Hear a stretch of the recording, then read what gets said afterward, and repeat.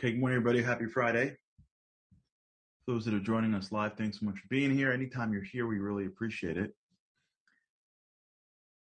It's been an incredible week for those that are observing Jewish holidays. We just finished Yom Kippur last night, and now we're entering into the next holiday called Sukkot. This is the zone, man. This is the Jewish playoffs. It's bigger than the playoffs. It's March Madness. That's what it's like. Really, September madness. Every day something new, buzzer beaters all over the place, stuff you didn't expect to happen happens. Like, it's awesome. This year happens to be even more intense, and I'll explain to you why for those that are not as familiar, just so you understand what's going on. Holidays fall out wherever they fall out, but sometimes they fall out midweek, which means that when the holiday's done, you still have Shabbat, right? So like Yom Kippur is over, we still have Shabbat, and we come out into Sukkot and then into Shabbat. So Shabbat's a holiday we have every week, right? So it's awesome. All right. But what that does, the reason why I'm bringing it up is that it sort of puts our daily boost in a little bit of a hiatus. So just for as a public service announcement, we'll be on today, we'll be on Monday, and then we'll be off for like a week and a half. So we'll post when we're back on, but we'll be off for a little bit. We'll be off for the entire holiday. Okay. So we've been just moving on in the world of energy. Thinking a lot about it over Yom Kippur. I was talking to somebody before Yom Kippur. It was a fascinating conversation, and it was so aligned with what we've been talking about, but just from a different angle, but still incredibly important. So I asked them for advice. Always good to get advice for, how someone else sees Yom Kippur, such a big, important day. This is something so interesting to me. A lot of times these prayers are very important. And when you're sitting in prayer, you want to have good concentration. You want to feel good about it. You want to feel like you're saying the words. You want to feel like you're in the zone. And there's different moments throughout the day that is more intense, right? The end of the holiday is, it's a prayer service called Ne'ilah, which is really the only time of year is on Yom Kippur. Just throughout the day, there are different moments of real potential inspiration. So what this guy shared with me was something that he learned along the way, where he said, what happens invariably in Yom Kippur is just when you're about to get into it, like just when you're about to really dig or have a moment or, get lost in a prayer or something, usually like something happens to annoy you. Right? Like usually some noise, or the guy next to you bumps into you, or, there's something going on, or the air conditioning's too cold, or whatever it is. There's always this Jewish Murphy's Law that just at the moment that you feel that you're about to start to really have an experience, something comes out and brings you back and annoys you. And then you spend the next few minutes or whatever on what annoys you, and then you sort of lose the train of the service, and then you're out. He said to me, he goes, don't let anything annoy you. Whatever it is that annoys you, just say to yourself, I'll deal with tomorrow. It's Yom Kippur's a day. I hear it. This thing's annoying me. Let me think about it in 6 hours from now, in 12 hours from now. Which was great advice, because it happened to me more than once. And I tried to apply it. And as Yom Kippur was over, and I was reflecting on the advice, I thought to myself, this is really aligned with what we've been doing here. We've been very much talking about something very similar to this. Energy. Where does it come from? How do you manage it? So where we left off, if I remember correctly, was we were asking ourselves to start the process of figuring it out on our own. Like, we have lives, and there are moments where our energies are up and energies down. Let's just start the track. One of my favorite, for those of you here last year, one of my favorite books is a book called Flow, right? It's the research by Mihai Csikszentmihalyi, right? And he did this incredible research on flow. And flow is, when are you in the moment? Like, you're in a zone. You ever get in a zone? Like you forget to eat, you forget to sleep. You know that there's a zone that you're totally bored and like you're checking the clock every 2 seconds. You keep on checking your phone, right? Waiting for the email to come in. Then there's the other side of the spectrum where like you're just in a zone. You come out, an hour? For those 5 minutes, You ever have that? He calls that flow. So he was trying to track and understand flow. What did he do? Well, when he started doing this research, he didn't have like anything sophisticated. So you know what he did? He gave people pagers. Remember pagers? Over the age of, if you're under the age of 30, if you're under the age of 40, you don't know what I'm talking about. For my 40 and above crowd, remember pagers? Pagers, for those who don't know, were a little tiny, like, they look like little bricks that you would keep on your waist. And when someone wanted to reach you, they would call into a service and your waist would beep. And you'd look at it and it would just have a number and you'd call them back, right? That was called a pager. Can you imagine like how, that was like in 2000. That wasn't like in 1927, right? Like in 2000, there were pagers. In 1999, like we're not talking about like 400 years ago. Can you imagine? Like, can you imagine? We walked around. I kid you. Like, can you imagine? All you got was like a number. You page me? Yeah. Oh, it's Dr. So-and-so. Did you page me? So he gave them pagers and he gave them notebooks and he just paged them throughout the day. And he said, what are you doing right now? How do you feel? Take the notes. And he basically just checked in a whole bunch of times on very specific times and started to develop a pattern for the clients that he was working with to find out what they were doing when they experienced flow.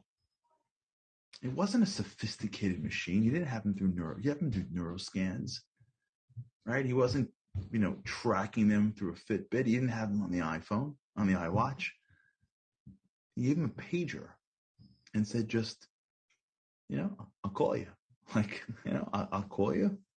I guess I don't want to tell you when. So like when you hear the pager, just call me back.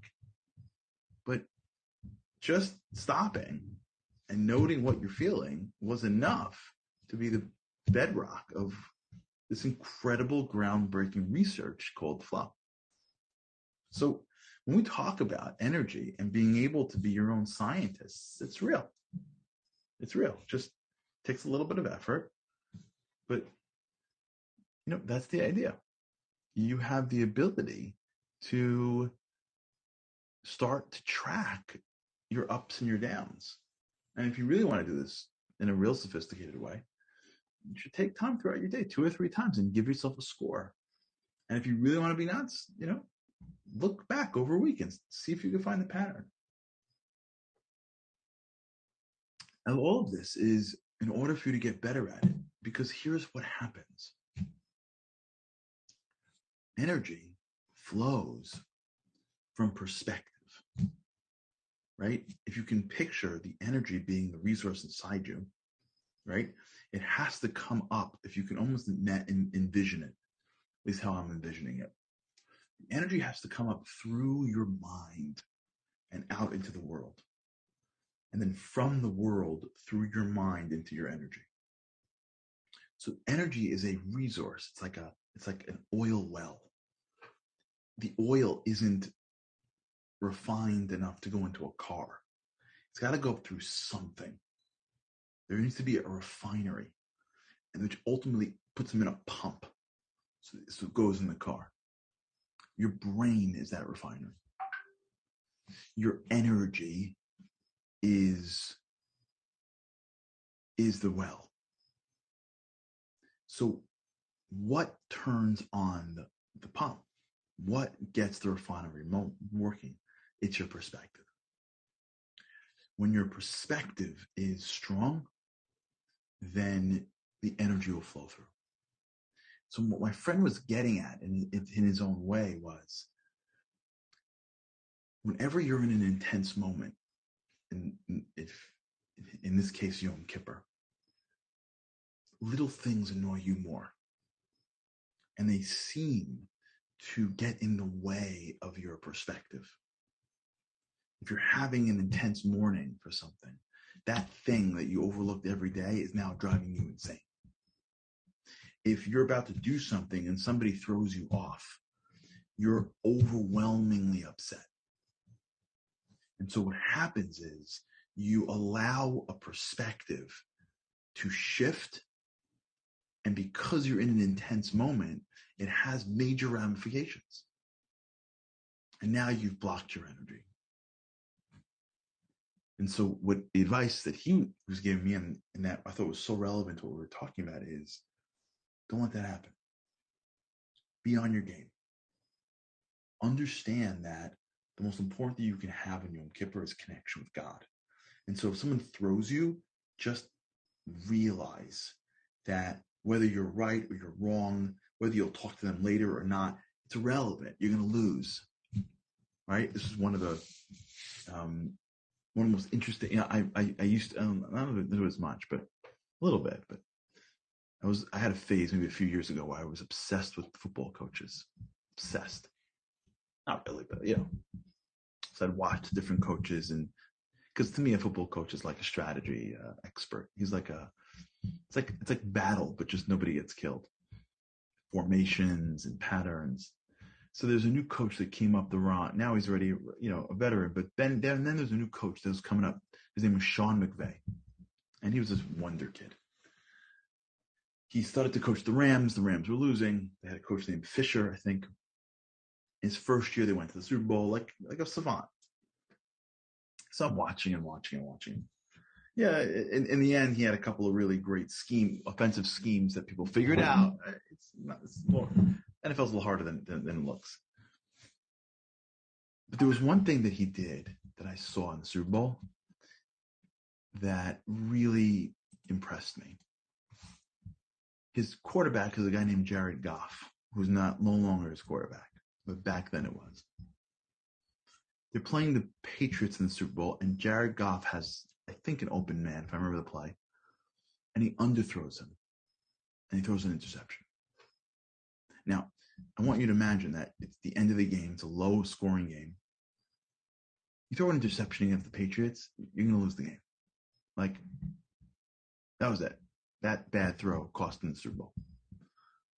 So Jared Goff is now walking back to the sidelines. Now, if you're Sean McVay, you made the right call.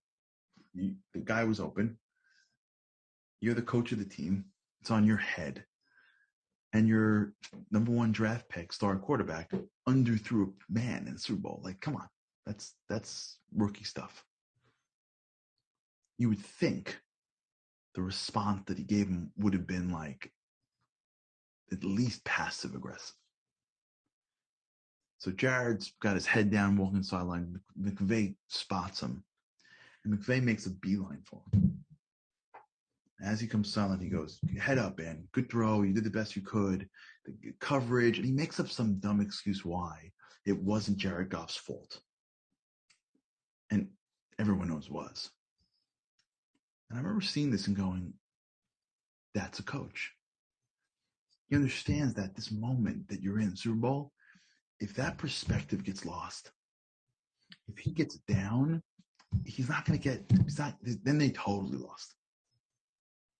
In this moment, you can't lose perspective. You can't shut down the energy. You can't get into a negative headspace. You can't get lost in guilt. And so even though Jared Goff was wrong, McVay understood that we'll deal with it tomorrow. You could be sure as day that Goff paid that price. And we got traded 2 years later. You could be sure that when they were in the film room the next day, they broke that play down 100 ways. And Jared Goff knew exactly what he did wrong, but not in the Super Bowl. Not in the moment. Because if Jared Goff would have gotten in his head, oh my gosh, I messed up. The next time he would have gotten the game, he would have messed up. Got to understand that's how life works.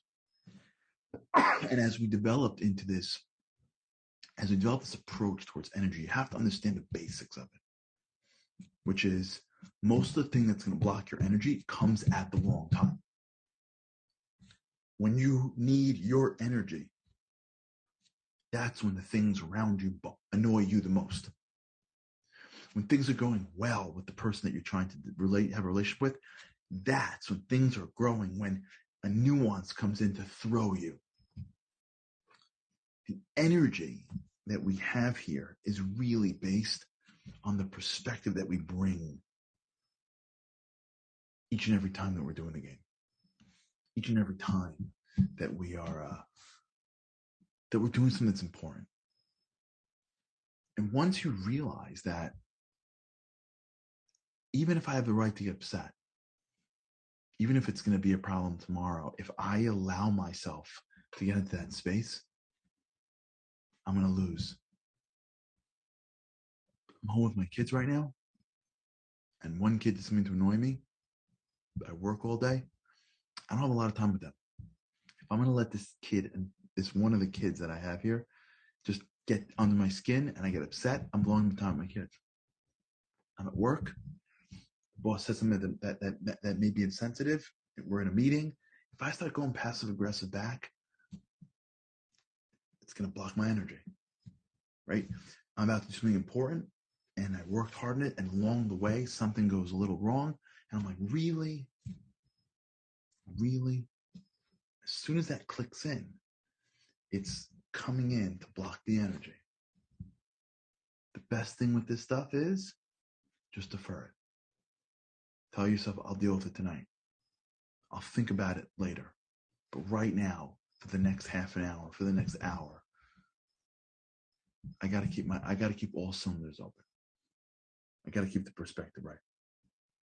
Okay, it's a little bit of a shorter show today because it's been such a great, crazy day. So I got to leave a little early today. But just wanted to wish everybody a Shabbat Shalom.